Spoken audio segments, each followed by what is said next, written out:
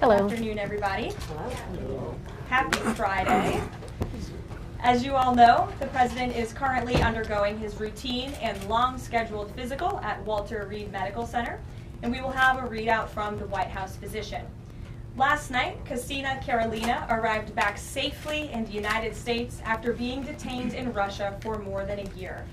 Since Inauguration Day, President Trump and his team have secured the release of more than 40 detained Americans abroad. This is more than half of the number of Americans released by Joe Biden in 4 years, and President Trump has brought these Americans home in 80 days. This administration will continue to work hard to bring Americans home from around the world. As I've said before, and I will say it again today, everybody in this room has access to the most transparent and accessible president in American history. The cabinet meeting yesterday was further proof. President Trump asked each secretary to provide an update to all of you in the media on the critical work they are doing at their respective agencies to deliver on his agenda. And according to reporting from the Washington Times, who I believe is in this room today, President Trump answered nearly 100 questions from the press, all of you, during his first 3 open press cabinet meetings this year. That's nearly 20 times the number answered by Joe Biden in cabinet meetings during his entire 4 years in office.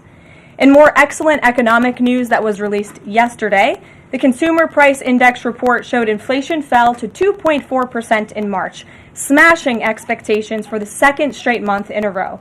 This marked the first drop in consumer prices dating all the way back to the COVID pandemic. Prescription drug prices saw the largest monthly decline on record. Prices for airfare, used vehicles, and car insurance all decreased as well. And energy prices fell 2.4% in March, driven by plummeting gas prices around the country. Also yesterday, House Republicans answered President Trump's call to move forward the budget resolution and officially set the stage for the passage of one big, beautiful bill.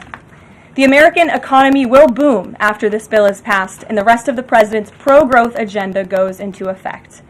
The largest tax cuts and deregulation in history, coupled with our energy industry unleashed and renegotiated trade agreements that put America first, are the ultimate formula to usher in the golden age of America. On that note, more than 75 countries have now reached out to the Trump administration, eager to address the trade issues that have exploited America and hurt our workers in the process.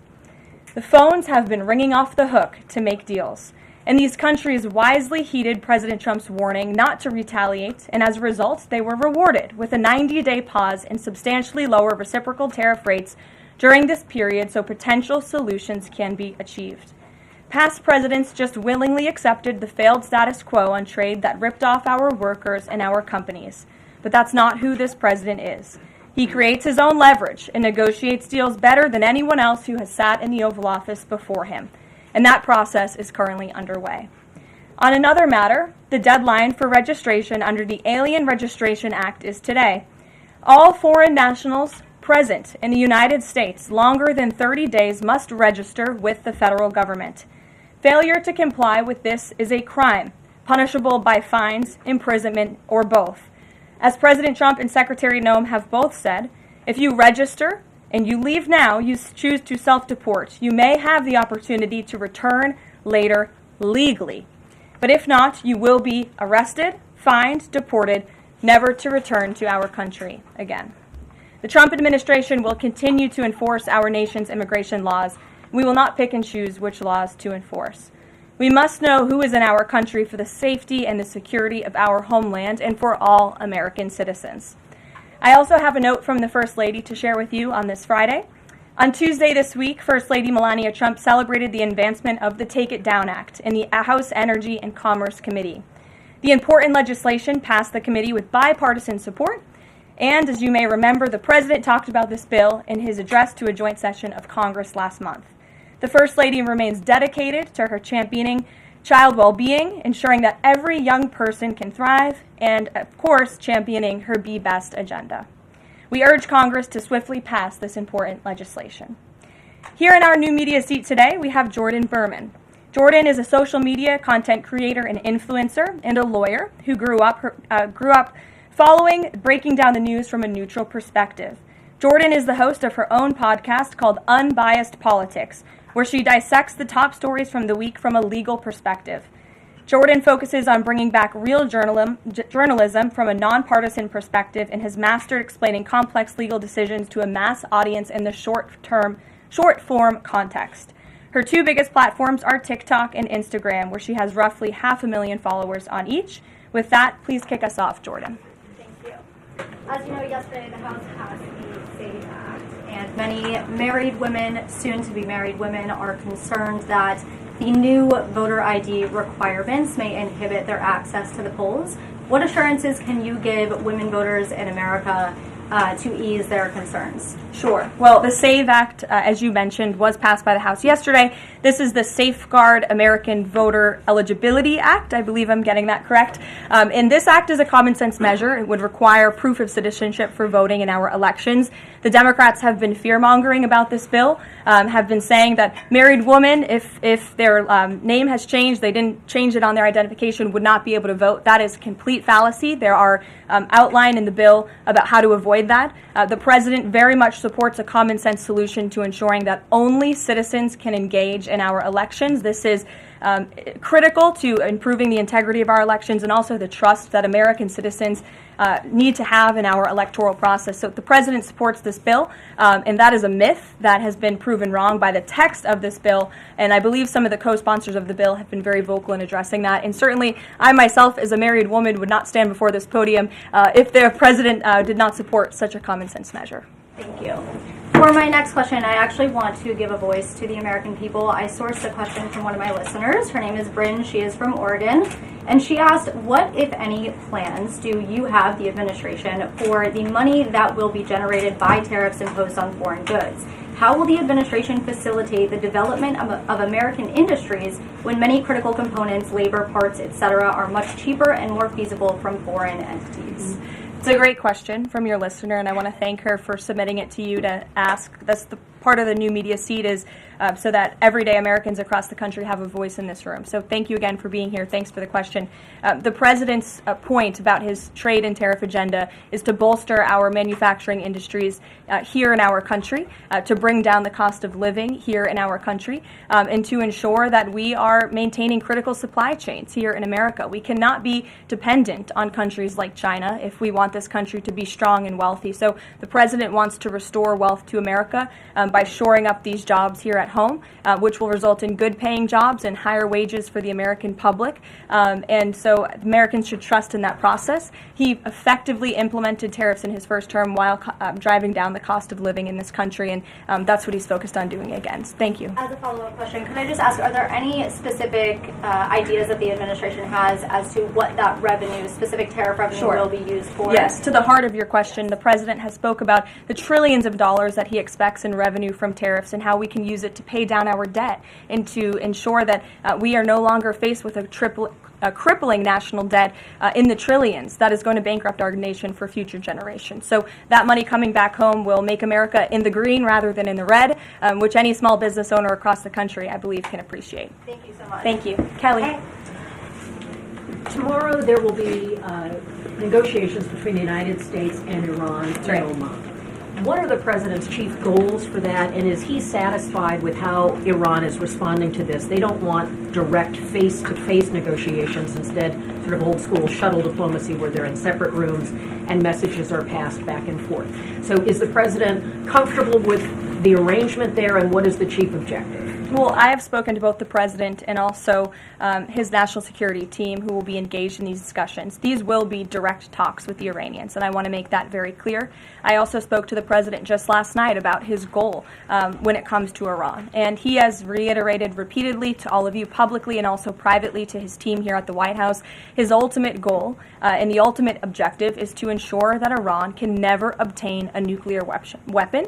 The president believes in diplomacy, direct talks, talking directly in the same room in order to achieve that goal. But he's made it very clear to the Iranians, and his national security team will as well, that all options are on the table, and Iran has a choice to make. You can agree to President Trump's demand, or there will be all hell to pay. And that's how the president feels. He feels very strongly about it. And can you update us on Mr. Witkoff in Russia and what's happening with direct communications with Vladimir Putin? I can confirm that Mr. Witkoff is in Russia to have direct communications with the Kremlin and with Vladimir Putin. This is another step in the negotiating process towards a ceasefire and an ultimate peace deal in Russia and Ukraine. As these negotiations are ongoing, I obviously will not get ahead of the president or his team, but I think the president has been quite clear that he's been continually frustrated with both sides of this conflict, and he wants to see this fighting end. He wants the war to end. We believe we have leverage in negotiating a deal, to a peace deal, and we're going to use that leverage, and the president is determined to see this through. Thanks, Caroline. President Trump has said China wants to make a deal on tariffs. The president says he has a great relationship with Chinese President Xi. He's willing to speak with him directly. Why doesn't the president just pick up the phone and get this ball going? All of the things the president just said are true.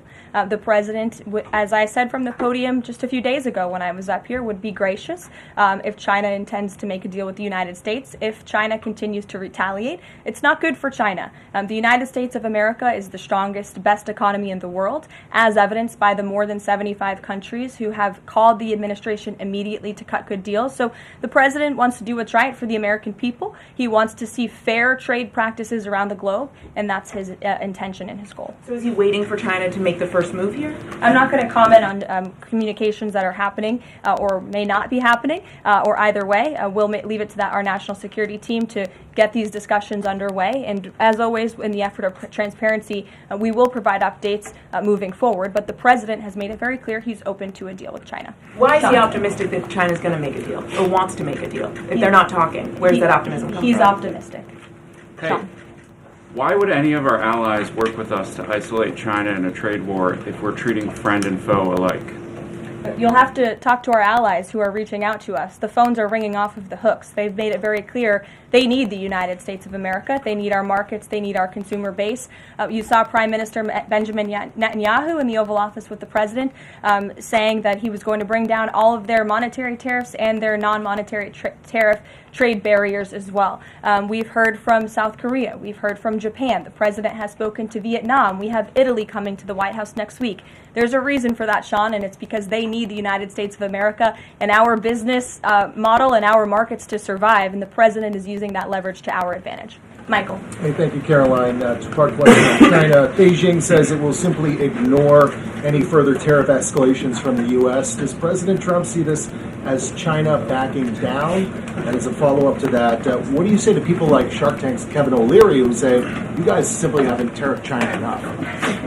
Look, the tariff rate on China remains where it was yesterday, at the 145% level. The president made it very clear when the United States is punched, he will punch back harder, and he hopes to make a deal that benefits the American worker and our companies that have been ripped off for far too long, and he's finally taking bold and courageous action to do that. You know, taking on China is, in the terms of trade and tariffs, is something that both Democrats and Republicans alike have spoken about for decades. President Trump is finally doing it. Caroline, real quick, the president of El Salvador is coming to the White House on Monday. Does President Trump want him to bring Kilmar Abrego Garcia with him? The Supreme Court made their ruling last night very clear that it's the administration's responsibility to facilitate the return, not to effectuate the return. I believe the Department of Justice just filed another brief in the lower court. I would defer you to that for any updates. But as you mentioned, President Bukele will be here at the White House on Monday to talk about the cooperation that is at an all-time high. And we very much appreciate President Bukele and El Salvador's cooperation and the repatriation of El Salvadorian gang members who the previous administration allowed to infiltrate our country. Sure. Thank you very much, Caroline. The president spoke quite highly of the great relationship that he has with the Turkish president. We know that the president might be heading off to the Middle East very soon. Is he planning to meet with the Turkish president, either here in the White House or in Turkey? Any plans? I don't have any details about the president's overseas trip other than to say he was surely going to Saudi Arabia. There could be more countries as part of that trip. We're working on the details, and as I've said repeatedly, we will provide the details of that trip as soon as possible. A trip to Turkey, or his invitation to the Turkish president, is under consideration? I'm not going to comment on the details of the trip, but once they're confirmed, I will certainly let you all know.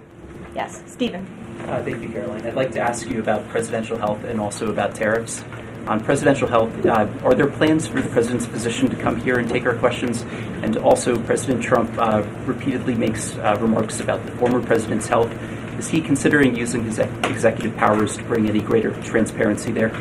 As I have said, the president is undergoing his long-scheduled physical. It's a yearly physical that every president receives, and we will provide an update on that by the president's physician as soon as we possibly can. And about the former president and transparency regarding his health, are there...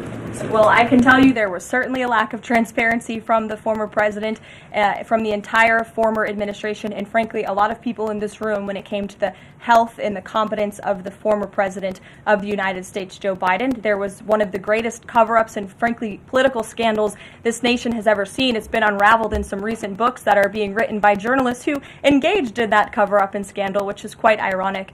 But this president is clearly committed to transparency. You in this room see him and hear from him on a daily basis. You in this room know from covering him, it's hard to keep up with him. He is a machine working around the clock every single day. And the physician, after today's physical, will provide an update on the report in the effort of transparency. If I could ask about tariffs, there have been big swings this week in the Treasury bond yields. There's a theory that it might be because of China dumping these as leverage, driving up costs for U.S. loans like mortgages. Does the White House have evidence that this is in fact a result of Chinese dumping, and if so, is there a message on that? Not to my knowledge, but I would check in with the Treasury Department on that. I can tell you I know our Secretary of Treasury, Scott Bessent, is keeping a very close eye on the bond market. He spoke about it at the White House this week, and I know he's keeping his eyes on it day to day. Ed. Thanks. Thank you, Caroline. So the administration, I have an administration source who's telling me that we're weeks away from the first deal with the country over tariffs. Where is the administration? How soon can we see that? And what country is that first one? I won't reveal or get ahead of our trade team as these negotiations are obviously ongoing, but I can tell you very good progress has been made. Jameson Greer was on television this morning, and I spoke to him, and he confirmed that more than 15 offers are already on the table, which is remarkable in just a mere matter of days. And as I said earlier, we've heard from more than 75 countries around the world. This is a team effort. The president has a team of great, brilliant advisors who have been with him every step of the way, and all of them will be divvying up the workload. And I just want to give the president and his trade team credit for taking this on. This is a massive undertaking. There's no doubt about it. We take it very seriously. The president is determined to renegotiate global trade on behalf of American workers. And again, you've seen people on both sides of the aisles calling for this for years, but I think no other president lacked the courage or maybe the work ethic or the stamina to take on such a task. And I know there were some questions about the president's delayed departure earlier to Walter Reed. I'd like to address it was because he's working on this very issue, so he was running a bit behind this morning. On the 90-day pause, what would the president need to see in order to extend that 90-day pause for countries on tariffs? Well, I think the president addressed this yesterday when he said he's hoping that there will be good deals made before the 90 days is up, and we will cut those deals as soon as we possibly can, country by country, tailor-made deals for each and every country as they all propose unique challenges and unique assets to each country, advantages rather, and when that 90-day mark hits, the president will make that decision then. One more, if I could, on a different subject. So a bird earlier attacked my colleague, Peter Doocy, doing a live shot at I'm wondering the White if House. that's why Peter is absent from the seat. Is he doing okay? He's recovering. Has anyone checked on him? He's recovering. Is anyone looking into that incident?